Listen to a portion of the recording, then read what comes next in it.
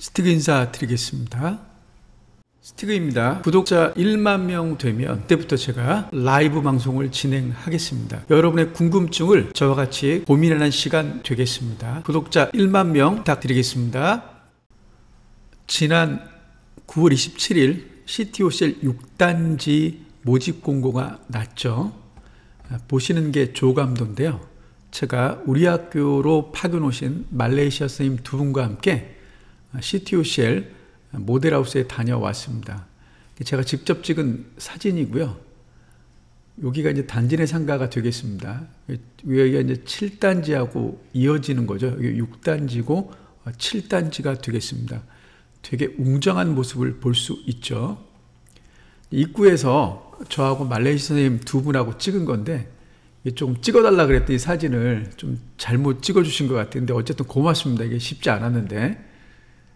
이거 이제 휴게 공간에서 제가 이제 말레이시아 선생님 두 분을 찍어 드린 건데, 제가 보니까 이제 모델하우스 분위기도 좋고 사람들이 굉장히 친절합니다. 그래서 그런 부분들은 어필할 수 있지 않나 이렇게 생각을 해 봅니다. CTOCL 6단지 한번 다녀오시고요. 이제 얼마 남지 않았죠, 청약이. 근데 뭐 계속 그 레미안하고 이렇게 비교하시는데, 입주 공고일이 모의자 공고가 CTOCL이 빠르기 때문에 CTOCL 먼저 하시는 걸 권해드립니다. 레미안은 결코 이거보다 분양가가 높으면 높았지 싸지 않습니다. 분양가는 계속 오르고 앞으로 7, 8, 9단지 계속 CTOCL이 분양할 텐데 앞으로 계속 높아진다는 거, 그리고 계약금 5%라는 게 너무나 매력적입니다. 그러니까 5%만 내놓고 내년 이후에, 그러니까 25년 10월 이후에 전매도 가능한 겁니다. 그러니까 그런 부분 염두에 두셨으면 좋겠습니다. 3기 신도시 첫 타자 인천 계양 분양가 껑충, 당첨자들 본청약도 불안 그랬습니다. 실제로 예비 청약 때 그때는 8사 기준으로 약 5억 정도 하다가 이제 본청약에서는 이게 6억이 됐습니다. 그러니까 계양 같은 경우 예비 청약자 중에서 한 45% 정도는 이제 계약을 포기한 겁니다.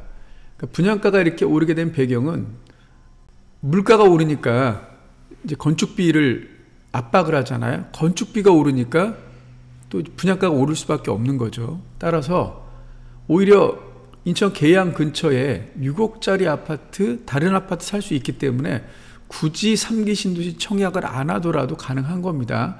따라서 이렇게 뭐 3기 신도시를 청약한다, 이것도 다시 한번 고려해 보셨으면 어떨까. 민간 분양하고 별 차이가 없다, 뭐 이런 얘기가 되겠습니다.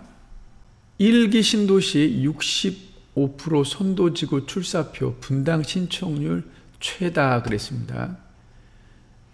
여기가 이제 분당이 주민 동의율이 90.7%고 평촌이 86.4, 삼본이 77.6, 중동이 80.9, 일산이 84.3입니다. 그러니까 이 분당이라는 건 성남시 분당을 얘기하는데 아무래도 강남 접근성이 높기 때문에 사업성이 있다는 거죠. 그러니까 주민들이 초과 부담금을 내더라도, 추가 부담금을 내더라도 충분히 메리트가 있다고 보니까 찬성한 거죠. 반면에 이 삼본이나 중동 같은 경우는 아무래도 메리트가 좀 떨어지죠. 1기 신도시 재건축이 어떻게 되느냐에 따라서 앞으로 우리나라의 부동산 시장이 변화가 좀 있을 줄 압니다. 결국은 그나마 낫다는 분당도 2억 내야 1기 신도시 커지는 분당과 못지않아. 그러니까 분당도 2억을 내야지만 자기 평수에 가능하다. 8사 같은 경우는 예를 들어서 8사로 가는데 2억을 내야 된다, 자기 분담금이. 그러니까 이제 쉽지 않다는 얘기예요. 분당도 이런데 아까 보여드렸지만 삼본이나 또는 중동 같은 경우는 어려울 수 있다, 이런 얘기가 되겠습니다. 인천의 앞으로 20년 동인천 재물포 등 발전 없인 청사진 어렵다. 그래서 인천 같은 경우도 신도시, 송도, 청라, 루원시티, 영종도, 그리고 검단, 이 구도심, 뭐 미추홀구, 동구, 중구 또는 부평구, 계산, 계양구 이렇게 이 신구에 대한 양극화가 일어났습니다. 이미 오래전부터 이제 지속되고 있고 이걸 극복하는 게 과제입니다. 그래서 동인천, 제물포 등 발전 없인 청사진 어렵다. 왜냐하면 양극화가 계속되면 계속될수록 빈부격차가 일어나잖아요. 그러면 사회적으로도 사회적 비용을 많이 들여야 되는 거죠. 인천 검단 주민단체 초대형 물류센터 추가 건설 결사 반대에 그랬습니다. 검단 주민들 같은 경우 이 물류센터가 이제 교통량을 유발하잖아요. 그리고 일자리 측면에서도 그렇게 많은 그 일자리는 유발되진 않아요. 근데 이게 이제 위치가 어디냐면 이쪽에 물류센터하고 여기가 이제 물류센터인데 이게 이제 이쪽으로 도로가 엄청나게 많은 이제 트럭이 다닌다는 거죠. 그러니까 그런 것들을 염두해 두기 때문에 아마 검단 신도시 주민들 이걸 반대하는 듯한데 제가 보기에는 원래 땅이 그런 땅이었고 용도가 그리고 어쨌든 일자리 고용 창출을 하기 때문에 이 반대를 하는 것도 일리는 있지만 그래도 검단 전체를 봐서는 제가 보기에는 조금 이거 양보해야 하지 않을까 이렇게 생각을 합니다. 영종 신도 다리 개통 앞으로 1년. 신도 강화 연결로 이어지나 그랬습니다.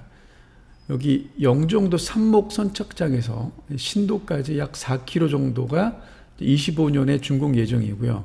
다시 이 신도에서 강화도 길상면까지 약 11km 정도가 원래는 30년 계획했는데 이게 경제성이 좀 없어서 일단은 보류 상태에 있습니다. 근데 이게 개통된다 그러면 이제 이 영종구 주민들이 이제 강화도를 갈 때 굉장히 빨라지고 또 지금 인천 주민들 같은 경우도 강화도 갈 때 이렇게 돌아가잖아요.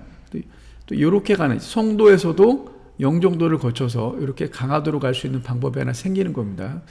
그래서 이 강화도가 접근성이 점점 나아지면서 앞으로 그 배우 수요, 인천에 그 전원주택 배우 수요가 또 생기지 않을까 이렇게 생각을 해봅니다. 그래서 이제 스티그 TV가 제가 은퇴를 하게 되면 전국적인 그 네트워크를 좀 만들어서 이렇게 전원주택도 소개하는 영상을 조금 올릴까 생각 중에 있습니다.